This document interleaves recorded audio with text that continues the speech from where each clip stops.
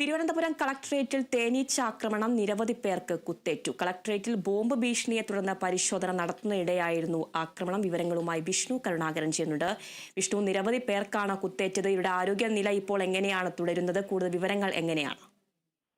അതിന് വലിയ ഗുരുതരമായ ഒരു പരിക്ക് ആർക്കും റിപ്പോർട്ട് ചെയ്തിട്ടില്ല. പക്ഷേ നിരവധി പേർക്ക് ഈ തേനീച്ചയുടെ കുത്തിയിട്ടിട്ടുണ്ട് എന്നുള്ള കാര്യം വാസ്തവമാണ്. ഇവിടെ ഉച്ചയ്ക്ക് 2 മണിയോടെയാണ് ഇവിടെ ഇമെയിൽ സന്ദേശത്തിലൂടെ ബോംബ് ഭീഷണി കളക്ടറേറ്റിൽ വന്നത്. ബോംബ് ഭീഷണി വന്നതോടെ തന്നെ ബോംബ് സ്ക്വാഡും ഡോഗ് സ്ക്വാഡും സ്ഥലത്തെത്തി പരിശോധന നടത്തി. പോലീസും വിവിധ ഇടങ്ങളിൽ നിന്നെത്തി കാര്യമായ പരിശോധന നടത്തുന്നതിനിടയിലാണ് ഈ വർഷങ്ങളായി തന്നെ ഈ കളക്ടറേറ്റിന്റെ ഭിത്തിയിൽ, അതായത് പുറത്ത് ഉണ്ടായിരുന്ന കളക്ടറേറ്റിന്റെ ചുവരിൽ തന്നെ തൂങ്ങിക്കിടന്ന തേനീച്ചക്കൂട് ഇളകുന്ന ഒരു സാഹചര്യം ഉണ്ടായത്. എന്തുകൊണ്ടാണ് ഇളകിയതെന്ന് അറിയില്ല. പക്ഷേ തേനീച്ചക്കൂട് ഇളകുകയും വളരെ വേഗത്തിൽ തന്നെ ആളുകളെ ആക്രമിക്കുന്ന ഒരു സാഹചര്യത്തിലേക്ക് വന്നു.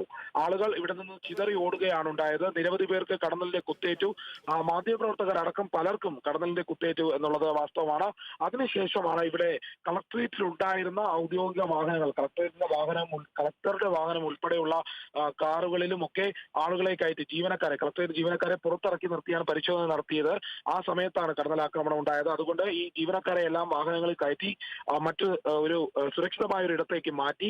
അതിനുശേഷം വീണ്ടും വാഹനങ്ങൾ എത്തി മറ്റുള്ളവരൊക്കെ കയറ്റിക്കൊണ്ടു പോകുന്ന സാഹചര്യം. ഇവിടെ കടന്നലാക്രമണം ഉണ്ടായപ്പോൾ ഇതെല്ലാം കാണാനായി തന്നെ ഇവിടെ നാട്ടുകാരും ഉണ്ടായിരുന്നു. അവരിൽ പലരും ചിതറി ഓടുന്നു, പലരെയും വാഹനങ്ങളിൽ കയറ്റിവിട്ടു.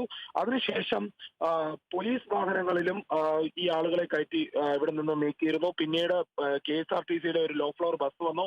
അതിനുള്ളിലും ജീവനക്കാരെ മാറ്റി. പിന്നീടാണ് ആംബുലൻസ് എത്തിയത്. 3 ആംബുലൻസുകൾ ഇവിടെ എത്തി പലരെയും കുത്തേറ്റവരെ ആശുപത്രികളിലേക്ക് മാറ്റിയിട്ടുണ്ട്. ആരുടെയും നില ഗുരുതരമല്ല. പക്ഷേ കാര്യമായ രീതിയിലുള്ള തേനീച്ചയുടെ ആക്രമണം ഉണ്ടായിട്ടുണ്ട്. ഇവിടെ 2 തേനീച്ചക്കൂടുകളാണ് ഈ കളക്ടറേറ്റ് ചുവരിൽ തൂങ്ങിക്കിടക്കുന്നത്. 2 തേനീച്ചക്കൂടുകൾക്കും വളരെ വർഷങ്ങളോട് പഴക്കമുണ്ട്. ഏതായാലും ഈ തേനീച്ചക്കൂടുകളിൽ നിന്നാണ് തേനീച്ചകൾ ഇളകിയിരിക്കുന്നത്. കടുത്ത തേനീച്ചാക്രമണമാണ് ഉണ്ടായിരിക്കുന്നത്. ഇപ്പോൾ നിലവിലും ഈ സമയത്തും തേനീച്ച കൂട് ഇളകിയിട്ടുണ്ട്. വീണ്ടും തേനീച്ചകൾ പുറത്തേക്ക് വരുന്നുണ്ട്.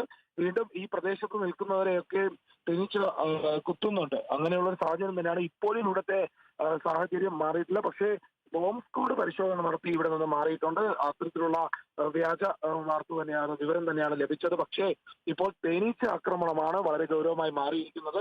നിലവിൽ ഇവിടെ നിന്നും എല്ലാ ഉദ്യോഗസ്ഥരെയും മാറ്റിയിട്ടുണ്ട്. എല്ലാവരും സുരക്ഷിതരാണ് എന്ന് മാത്രം പറയാൻ സാധിക്കും. അതിരാ. ശരി, വിഷ്ണു കരുണാകരനാണ് വിവരങ്ങൾ നൽകിയത്.